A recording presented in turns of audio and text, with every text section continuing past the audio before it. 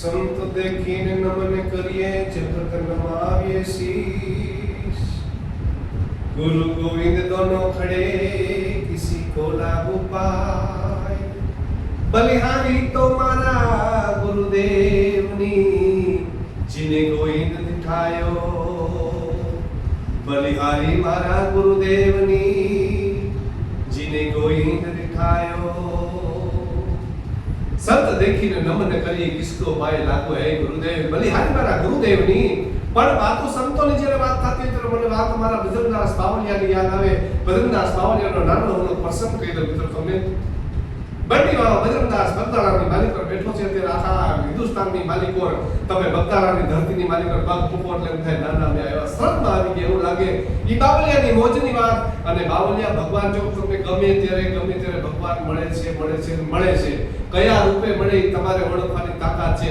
મને ખુદને મારો બાવળિયો વિડકો ઓળખી નથી ગયો પણ એનો પ્રસંગની મારે વાત કરવી છે કારણ કે ગામડા ગામની માલિકો રહેતા હતા।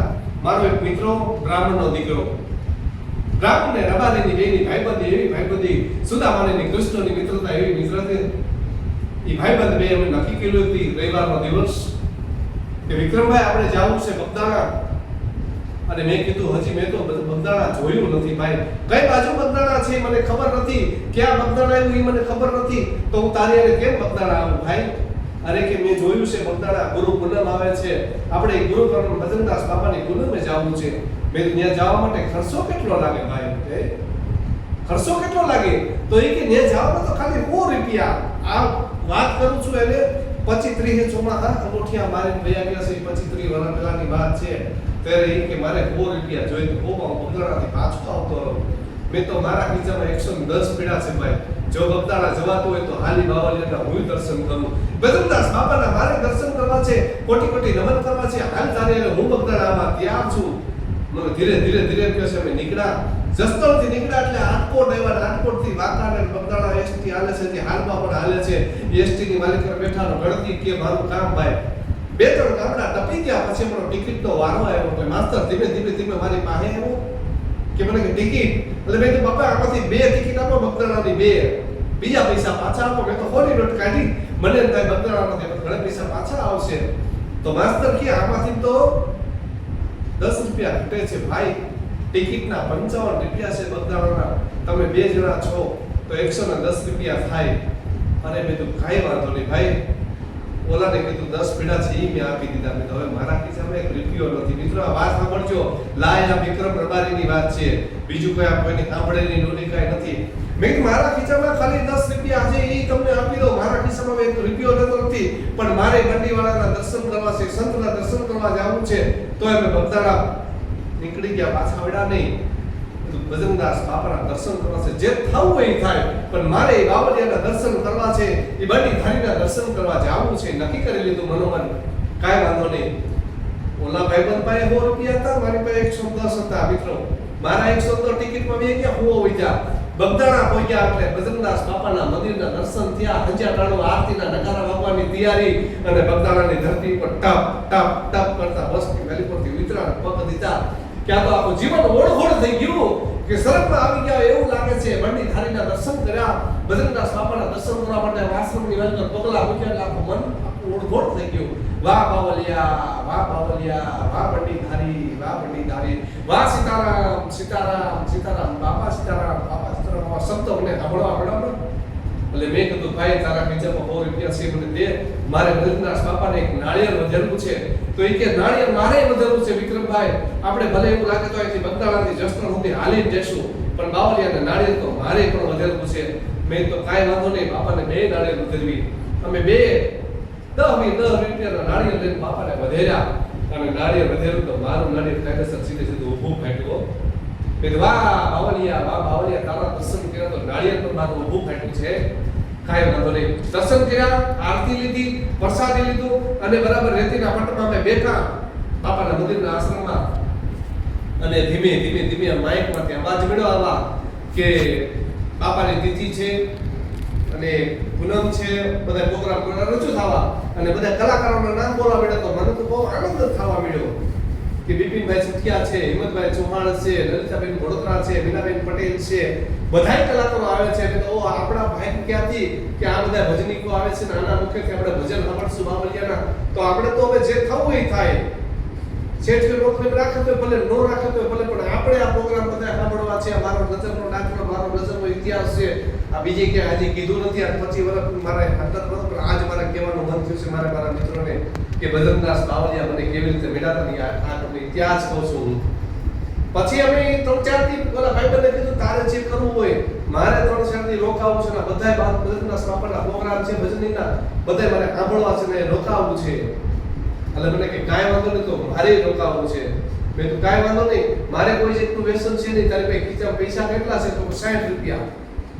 મેં તો 60 રૂપિયા તું સાચવજે, 60માં આપણે જેટલે પોકશું એટલે પોકશું, પછી હાલ્યા જઈશું કીધું. અમે તો 2-3 દિવસ બગદાણામાં રોકાણા. પછી મને એવો વિચાર આવ્યો કે 2-3 દિવસ રોકાવું છે, બાપાના ત્યાં રસોડામાં ખાવું છે, આપણે કાંઈ કામ કરવું નથી, આખો દી ઊંધું રહેવાનું, આજે પછી નરડવાના છે. એટલે મેં રીતે કર્યું કે ભાઈ હું રસોડામાં જાઉં છું અને પીરસવામાં મારે સેવા કરવી છે. જેટલા 2-3 દી રહેવાય એટલે મારા રસોડામાં, અને રસોડામાં એટલે મેં સેવકોને કીધું મારે અહીંયા રોકાવું છે ને મારે પીરસવું છે, મને પીરસવાનું કોઈ પણ કામ આપો, પણ મને જો વધારે લાડુ આપો તો મજા આવશે પીરસવાની, કારણ કે મને બહુ આનંદ આવે બાપા સીતારામ, બાપા સીતારામ, બાપા સીતારામ બોલવાની આનંદ આવે ને એક માણસને લાડુઓ પીરસતો જાવ. એ લાડુઓ પીરસું એનો આનંદ નથી, પણ એની હારે હું રામનું નામ, બાપાનું નામ, સીતાનું નામ લઉં છું, એનો મને આનંદ છે. એ મને આનંદ છે એમ કોઈ બંડી વાળો રાજી થાય છે એ નામથી. ખાલી બાપા સીતારામ કોકને કહ્યું તો બાપુ પણ રાજી થાય છે, બગદાણા ભજનદાસ બાપા પણ રાજી થાય છે. એટલા માટે હું 2-3 દિવસ રસોડામાં રોકાઈ ગયો, સેવા કરી અને પ્રોગ્રામ બધા પૂરા થવાનો હતો. છેલ્લો દિવસ હતો, ટૂંકમાં વાત કરું છું. પછી લાડવા પીરસતો તો ધીરે એક પંગત ને બીજી પંગત ને ત્રીજી પંગત ને પીરસતા એમ અવાજ આવ્યો છે, એ છોકરા. મેં પાછું વળીને જોયું તો મને કે તને કહું છું, એ લાડવા વાળા છોકરા તને કહું છું. મેં બોલો ભાઈ. મને કે હું તને ઓળખું છું, તારે જસદણ નથી જાવું? અરે ભાઈ હું તમને ઓળખતો નથી, તમે કોણ છો?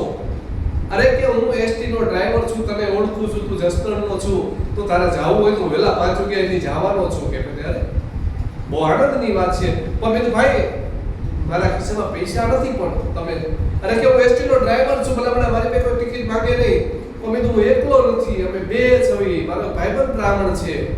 અરે કે 2 નહીં 3 હોય તો હું લઈ જાઉં, એસટી નો ડ્રાઈવર છું. કે મેં તો કાંઈ વાંધો નહીં બાપા, તો હવે કે સવારે 5 વાગે બાપાના ગેટે વળજો, હું ગેટે આવું છું. કે મેં તો કાંઈ વાંધો નહીં.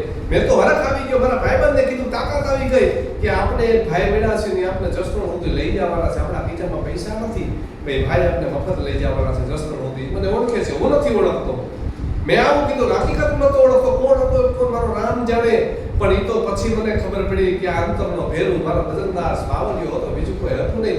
કારણ કે એ 5 વાગે પરોડિયા, હવા વહેલી પરોડિયે 5 વાગે બાપાના ગેટે હું આવીને ઉભા રહ્યા. બે ભાઈબંધ કે ટાપ કરતા ભાઈ સાહેબ આવા મીન ઝપાટા મારીને કે હાલો છોકરાઓ મારી બસમાં બેસી જાવ, હાલો. એ બસમાં અમને બેહાર્યા અને આટકોટ સુધી આવ્યા. ધીમે આટકોટ આવી ગયા અને વાતો કરતા એ બાપા સીતારામ ને બાપાના પરસાની કોઈ બહાર નહીં અલગ વાતો કરતા આવતા. મેં તો અને આટકોટની ગામનું પાદર આવ્યું એટલે ભાઈએ મન ફેરવ્યું કે હું જસદણ સુધી મૂકવા નહીં આવું. કે અને મેં કીધું કાંઈ વાંધો નહીં ભાઈ, અહીંયા સુધી પહોંચાડ્યા તો તમારો પાર, તમારો ઉપકાર અને ક્યારેય ન ભૂલવી. અહીંથી તમે દોડતા આવીએ 7 કિલોમીટર છે. તો કે ના દોડવા નહીં દઉં, હજી તમને બીજી એસટીમાં બેહારું, હું એસટી નો ડ્રાઈવર. અરે મેં કીધું કાંઈ વાંધો નહીં, બેહારું બહુ તમારે આવતો આનંદ છે. બીજી એસટીમાં બેહાર્યા, જસદણ પહોંચાડ્યા, જસદણ ઉતર્યા ડેપોમાં. પછી મનમાં એમ થયું કે આ ભાઈ કોણ હતો? આપણે એને 3-4 કલાકની મુસાફરી કરી તો આપણે એને ઓળખો નહીં, કોણ હતો? બોલો બ્રાહ્મણ મને પૂછે છે તું ઓળખતો તો? મેં તો હું નથી ઓળખતો. બે વિચાર કરતા કે આપણે બહુ મોડું થઈ ગયું. મેં તો કા શું થયું ભાઈ? અરે કે મને તને મૂકવા બીજું કોઈ ન હોય, આ બગદાણાનો ભજનદાસ બાવળિયો આપણે સુધી મૂકી ગયો, પણ આપણે અભાગ્યા ઓળખી ન હોય કે આ ભજનદાસ બાપા અમને રૂબરૂ મૂકવા આવેલા છે. આ અમારો ઇતિહાસ બંડીવાળા અનેક પરચાઓ છે, પરંતુ મારી હારે મને 3-4 કલાક સુધી મૂકવા આવેલા ભજનદાસ બાપા.